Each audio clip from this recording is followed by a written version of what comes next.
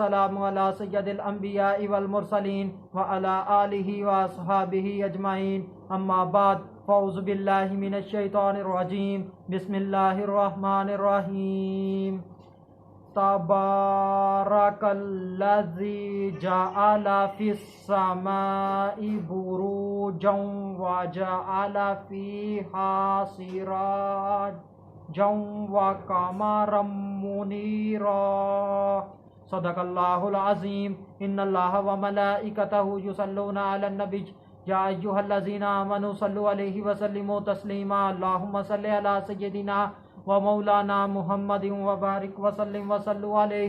अस्सलातु व सलामु अलैका या सय्यदी या रसूलल्लाह। सलातु व सलामु अलैका या सय्यदी या हबीबल्लाह। सलातु व सलामु अलैका या सय्यदी या मुहम्मदुर रसूलुल्लाह सल्लल्लाहु अलैहि व आलिहि वसल्लम। अल्लाह तबारक व तआला के हम्द व सना और उसके प्यारे हबीब हज़रत मोहम्मद सल्लल्लाहु अलैहि व आलिहि वसल्लम की ज़ात अक़दस पर दुरूद व सलाम का नजराना पेश करने के बाद मैं सच्चे दिल से दुआ गो हूँ कि अल्लाह अज़्ज़ व जल मेरे हाज़रीन नाज़रीन सामईन के माल जान इज़्ज़त आबरू में बरकतें अता फरमाए और दुआ गो हूँ कि अल्लाह अज़्ज़ व जल मुझे हक सच ठीक ठीक बयान करने की तौफीक अता फरमाए। अगर इसमें कोई गलती कोताही हो तो अल्लाह अज़्ज़ व जल अपने शान करीमी के सदक़े से मुझ बंदा नाचीज़ को माफ़ी अता फरमाए। दुआया कलिमात के बाद आज का जो मेरा उन्वान है वो है कवाकिब और उनके मुकाम। खुतबा के अंदर तलावत की गई आय करीमा सूरह फुरकान आयत नंबर 61 पारा नंबर 19।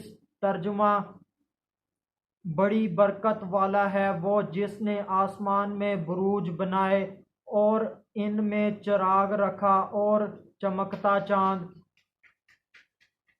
बड़ी बरकत वाला है वो जिसने आसमान में बुरूज बनाए। बुरूज बर्ज की वाहिद है यानी कि बुरूज जमा है और उसकी वाहिद बर्ज है। बर्ज का मैनी जाहिर करना है मगर यहाँ पर बर्ज का मैनी बड़े सितारे हैं जो कि खूब चमकते हैं। बर्ज से मुराद मुहल्लात हैं जिनके अंदर चौकीदार और मुहाफिज होते हैं। बुर्ज से मुराद आसमान पर मुहल्लात हैं जिनके अंदर चौकीदार होते हैं।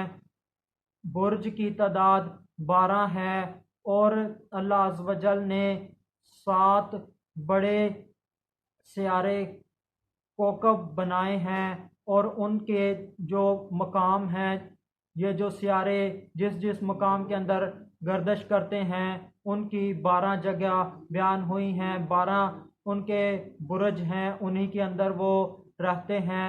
जिस तरह ज़मीन वाले रात के वक्त आसमान पर सितारों के नूर को देखते हैं बिल्कुल इसी तरह आसमान वाले ज़मीन पर मस्जिद के नूर को देखते हैं। और जो 12 बुर्ज हैं उनके माना समात फरमाए। हमल भेड़ का बच्चा, अस्सोर यानी कि बैल, जोज़ा वो स्याह बकरी जिसके सोत में सफ़ेदी हो, सुल्तान केकड़ा, असद शेर को कहते हैं, सुम्बला गंदम का सिट्टा, मीज़ान यानी तराजू, अकरब यानी बिच्छू, कौस यानी कमान, जद्दी यानी बकरी का बच्चा, दल्व यानी कि डोल, हूत मछली और जो 7 बड़े कोकब सियारे हैं उनकी जो मनाजिल हैं यानी कि वो कहाँ से कहाँ तक मौजूद होते हैं, कहाँ से कहाँ तक गर्दिश करते हैं, हरकत करते हैं। उनकी मनाजिल ये हैं। मरीख की मनाजिल हमल और अकरब है। ज़ोहरा की मनाजिल सौर और मीज़ान है। अतारद की मंजिल जोज़ा और सुम्बला है। कमर की मंजिल सुल्तान है। शम्स की मंजिल असद है और मुश्तरी की मंजिल कोस और हूत है। ज़ुहल की मंजिल जद्दी और दल्व है। इस आय करीमा के अंदर अल्लाह अज़्ज़ व जल ने बयान किया है कि अल्लाह अज़्ज़ व जल ने आसमान के ऊपर आसमान पर क्या क्या बनाया है, आसमान को किस किस चीज़ के साथ सजाया है। अल्लाह अज़्ज़ व जल ने आसमान पर सितारे बनाए हैं। अल्लाह अज़्ज़ व जल ने आसमान पर सियारे बनाए हैं। अल्लाह अज़्ज़ व जल ने बयान किया है कि इन सियारों की जो गर्दिश है, इनकी हरकत है, इनके मकाम को भी बयान किया है कि कहाँ से कहाँ तक एक सियारा गर्दिश करता है, हरकत करता है, अपनी मंजिल तय करता है, सफ़र करता हुआ चला जाता है। अल्लाह अज़्ज़ व जल ने आसमान में सिराज को बनाया है। सिराज से मुराद सूरज है, चांद नहीं है। सूरज की अपनी रोशनी होती है, जबकि चांद की अपनी रोशनी नहीं होती। जबकि चांद सूरज से रोशनी हासिल करता है। जितना हिस्सा चांद का सूरज के सामने होता है, उतना हिस्सा ही चांद का रोशन होता है, नूरानी होता है। उसकी नूरानी शुआएं ज़मीन पर आती हैं। जब पहली तारीख का चांद होता है तो उस चांद का हिस्सा बिल्कुल थोड़ा सा सूरज के सामने होता है, तो दरांती की तरह का चांद चमकता हुआ नज़र आता है। फिर इसी तरह चांद अब अपना साइज बड़ा करता चला जाता है, सूरज के आगे ज़्यादा से ज़्यादा आता जाता है। और इसी तरह सूरज जो चांद है वो 7 तारीख को, चांद की 7 तारीख को आधा हो जाता है। फिर इसी तरह चांद